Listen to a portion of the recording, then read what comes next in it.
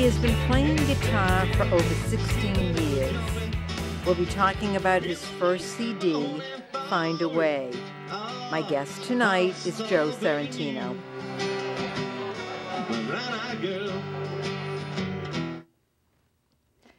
Joe, I want to welcome you to the show.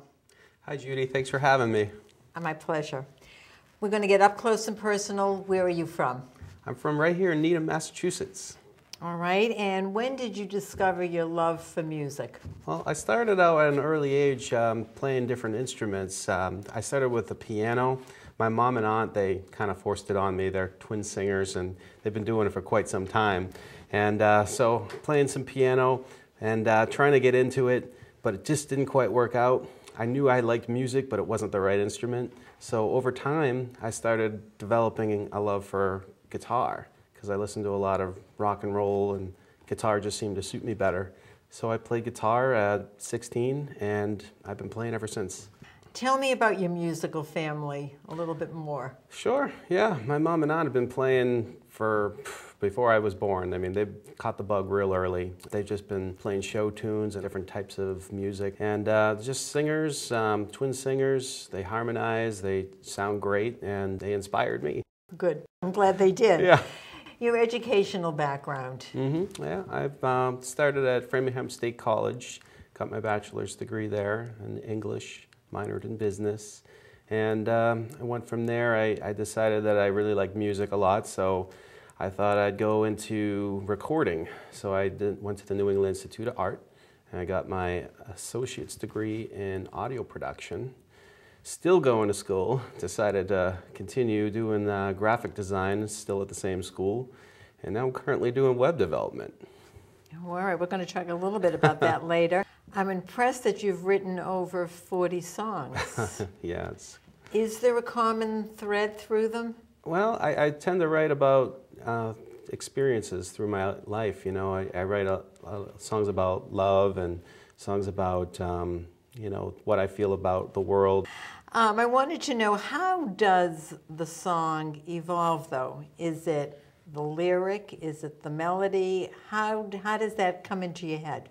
Well, it's different. You know, sometimes I'll start out with some chords that I just think sound good to me.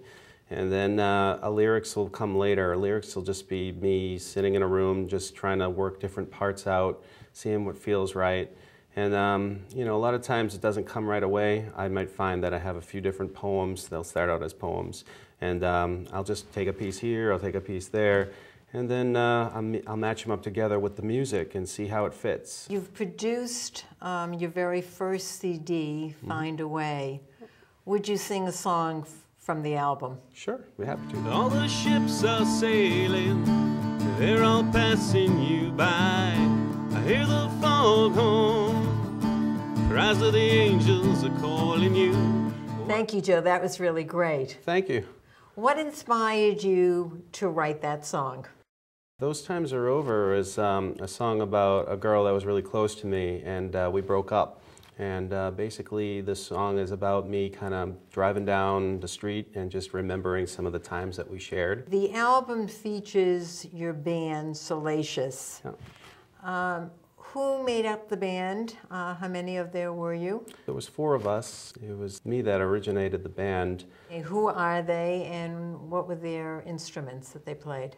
James Sanoswaso was my drummer, and played with him for probably the longest out of the bunch, and met him at college at Framingham State. Great drummer. We've been, you know, playing a long time. Went through a lot of history with the various band members. The other band members that were featured on the CD are Dave Pepin, who I ended up meeting a little bit later when I went to New England Institute of Art for my associate's degree and in audio production. So I met him, and he's my guitar player.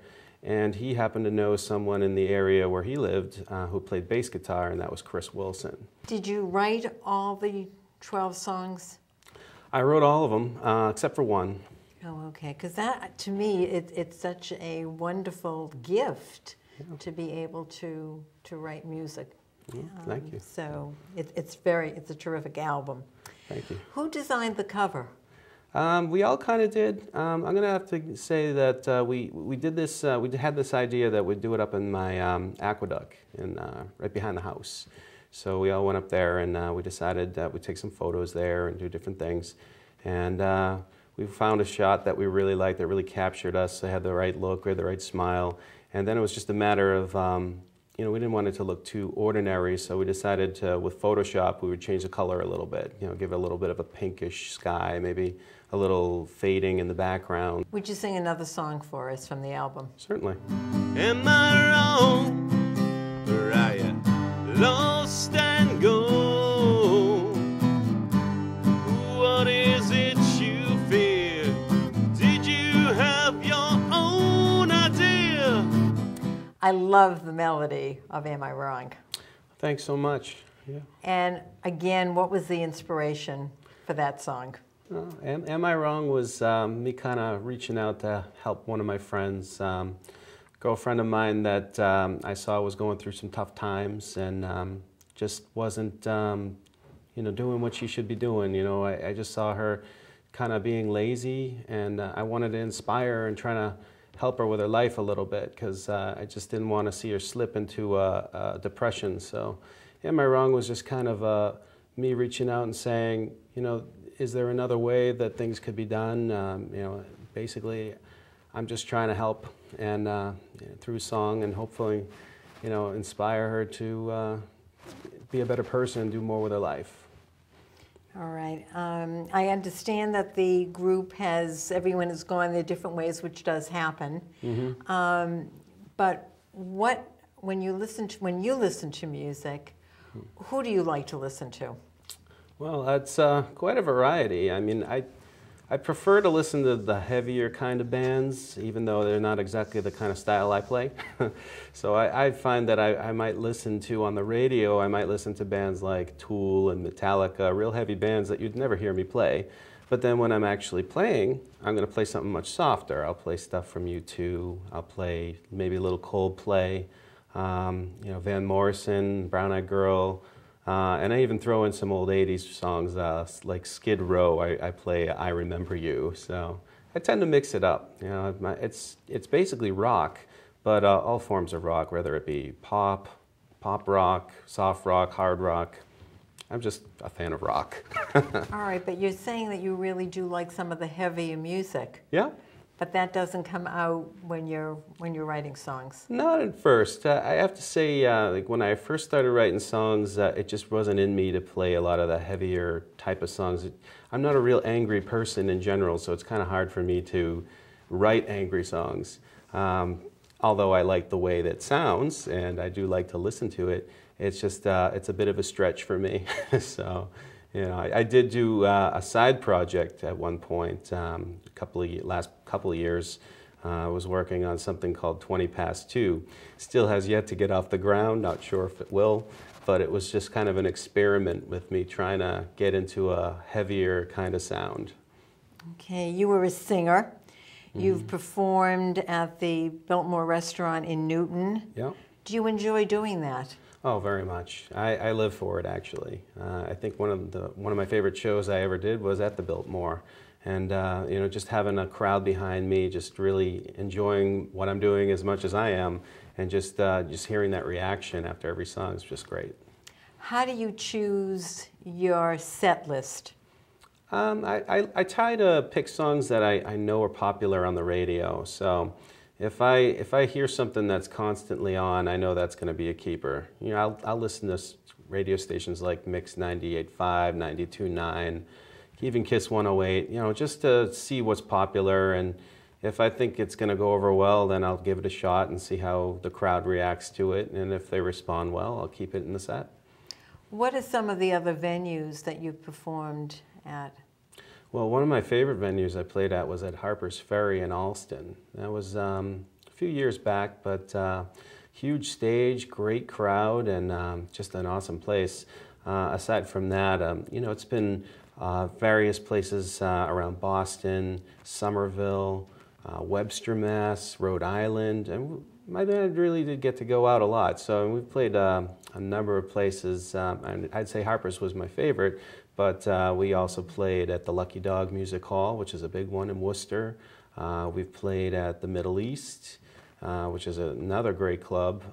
We've played at TJ Guppies, I remember, the Red Star, which was in Framingham, no longer there, but we loved it while we were there. Sky Bar was a big one, and that's all I can think of at the top of my head. There's many more, though. Describe how you put the album together. What's that process like? Okay, well, putting the album together was just, we had to decide on what were the best songs for the album, what songs kind of flow together, what fits, what's going to work. And so, you know, we had a lot of songs to choose from.